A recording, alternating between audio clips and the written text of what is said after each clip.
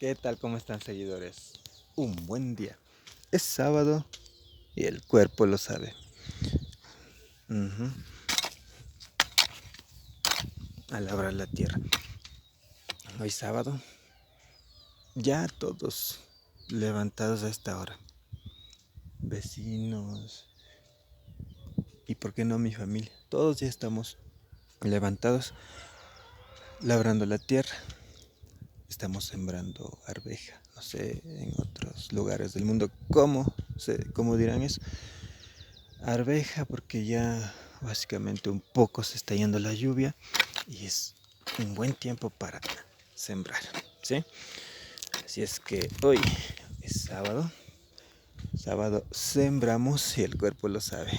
Soy Jorge Luis y buen día desde Púcara, Turismo Taitembaura.